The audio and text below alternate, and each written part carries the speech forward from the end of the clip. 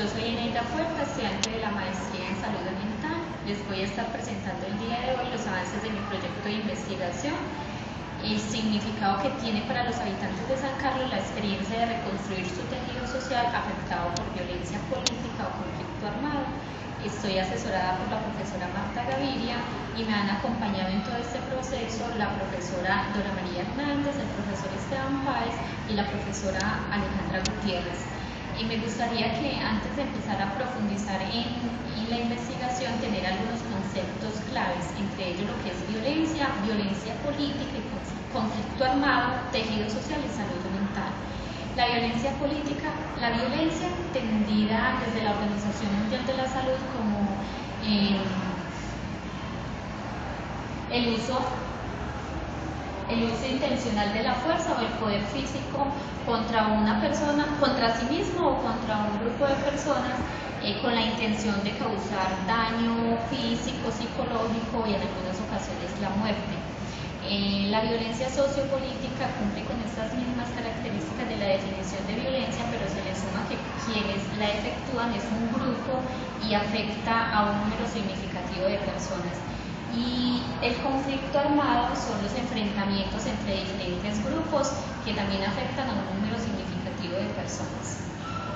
En cuanto a lo que es el tejido social, según la literatura que he revisado, todos coinciden en pensar el tejido social como un conjunto o una red de relaciones que le permite al individuo establecer interacción con otras personas, con otros grupos, y a su vez esto les permite ir solucionando como las situaciones difíciles que se van presentando. Lo más importante del tejido social es entonces esas relaciones que se van estableciendo entre individuos y grupos. En este sentido, considero entonces importante pararme desde la definición de salud mental que plantea la ley 1616 y desde la psicología social.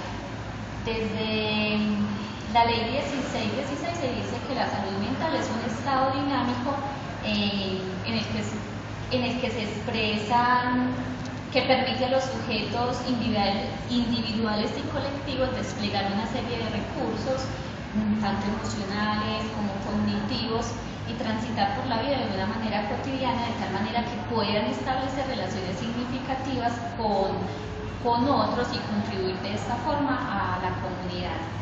En cuanto a la definición de la salud mental desde la psicología social, están planteando que es tanto un proceso como una capacidad, y dentro de esta definición también tienen en cuenta las relaciones como una parte fundamental de esta conceptualización. Entonces vamos viendo cómo se empiezan a relacionar los diferentes conceptos. Ahora sí, entonces les planteo cuál es mi planteamiento del problema. Resulta que en Colombia la violencia política se viene presentando hace muchísimos años, principalmente desde la década de los 30 y los 40 se empieza a agudizar esta problemática. Cuando nos preguntamos por cuáles son las causas, aparece el uso, tenencia y mantenimiento de la tierra como una de las principales causas, y es por esta razón entonces que el conflicto se concentra principalmente en las zonas periféricas o en los municipios con alta presencia de recursos y biodiversidad, y es acá entonces donde San Carlos entra a ser tan relevante, porque por sus recursos naturales durante la década de los 70-80 concentró la mirada de diferentes actores, entre ellos Estado, guerrilla, paramilitares, quienes efectuaron una serie de acciones contra la población civil, y fue ella los principales afectados. Sufrieron una afectación tanto física como emocional, en el que el tejido social se empezó a deteriorar.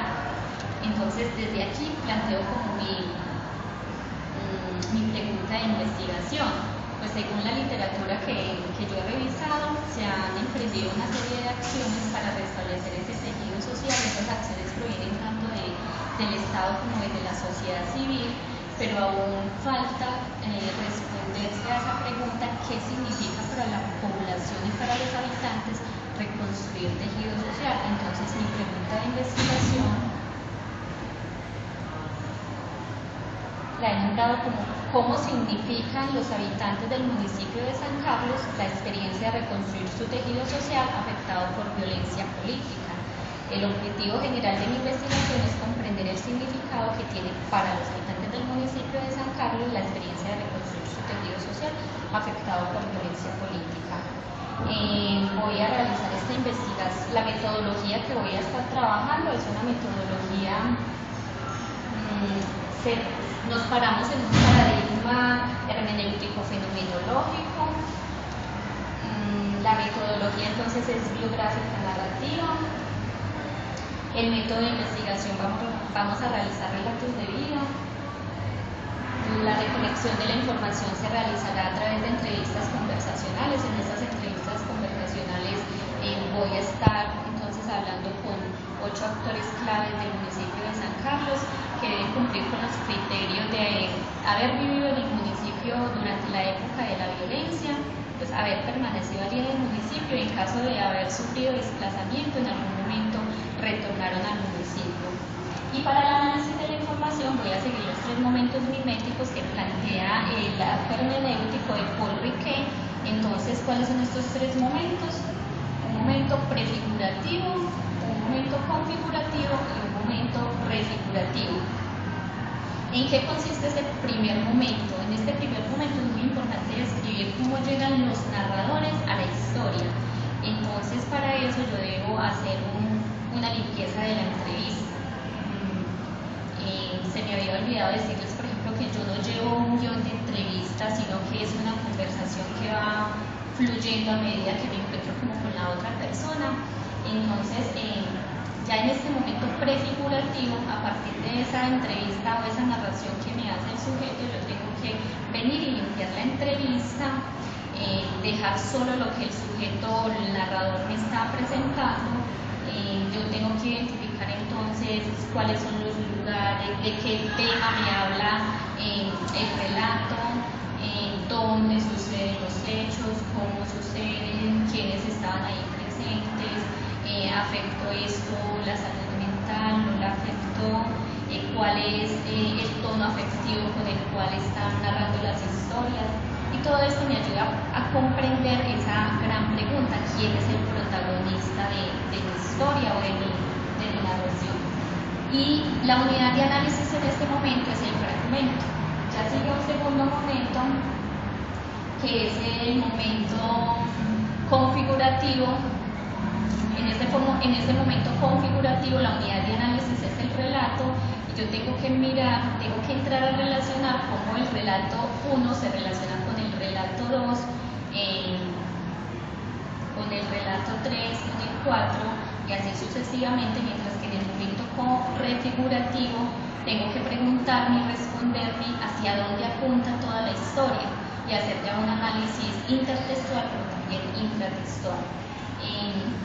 Volviendo un poco como al primer momento, que es en el que he avanzado hasta el momento, he logrado comprender entonces quiénes son los narradores de mi historia.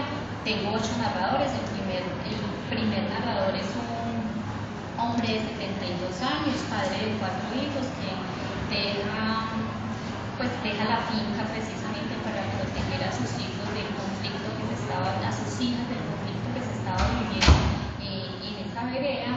Llega al pueblo, pero por esa misma situación que es un hombre de campo, no logra como adaptarse a las dinámicas del pueblo, entonces se vuelve mayordomo de fincas y en este momento pues está cuidando fincas constantemente. La narradora 2 es una mujer de 72 años, de 77 años, que también abandona su finca por el conflicto armado, se desplaza hacia la ciudad de Medellín. Durante la época en que estuvo acá en Medellín, pierde a uno de sus hijos de manera violenta. Entonces ella regresa al pueblo, pero estando allá le toca como arrebatarle otro hijo a los actores de la guerra, porque también lo iban a asesinar, pero ella como con argumentos va y habla con uno de esas personas pues que le iban a asesinar a su hijo y lo confronta, pues ¿por qué vas a asesinar a mi hijo si no ha hecho nada malo? El narrador 3 es un profesor de 32 años, a la edad de los 15 pierde a su padre por esta pérdida le toca desplazarse de la finca al pueblo. Empieza a ser docente a la edad de los 16 años en las veredas de San Carlos.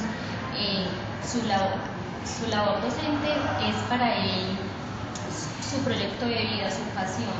Entonces también en esa misma labor le toca enfrentar la pérdida de diferentes niños.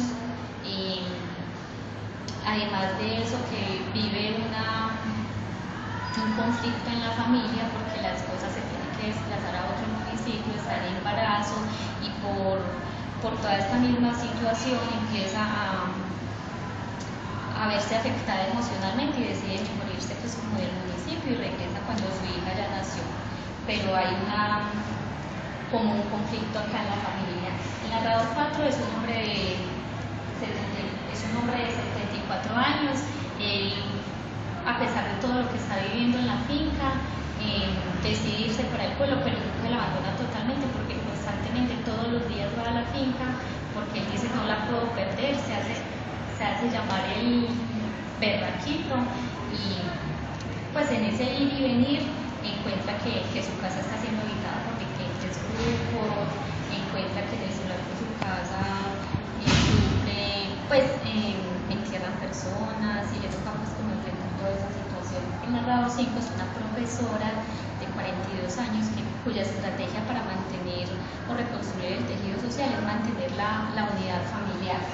El narrador 6 es una niña de 23 años que pierde a su abuelo paterno a la edad de los 13. Ella dice que el conflicto armado le quitó la posibilidad de vivir una niñez y una adolescencia como la vive cualquier persona, porque sus amigas se tuvieron que desplazar a la ciudad de Medellín, o porque ella no podía salir de la casa.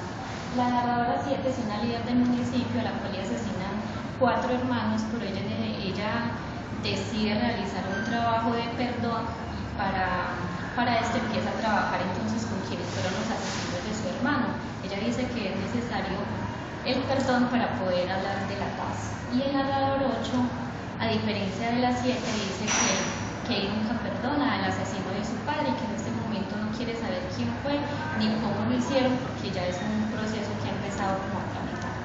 Estos son como los narradores de mi historia. Dentro de los resultados más importantes que yo logro percibir hasta el momento, pues es que los efectos y las consecuencias que deja el conflicto armado son muchos, pero no solo son unas consecuencias físicas, sino que la gran afectación es una afectación emocional, y por eso, como lo reclaman las personas, es necesario que haya una atención psicológica, pero por parte de unos profesionales que están comprometidos y sensibilizados realmente con esta situación.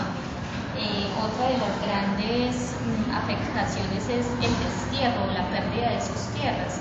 Muchos habitantes están totalmente aferrados a su territorio, a su tierra. Entonces, en el momento en que son desplazados, sienten que están perdiendo también su vida.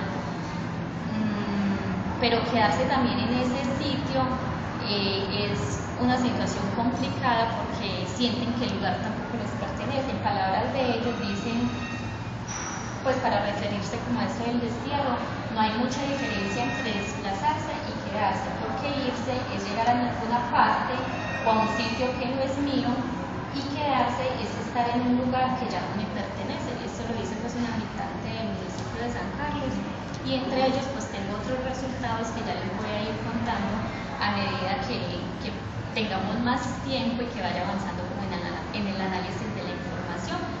Muchas gracias, y pues como siempre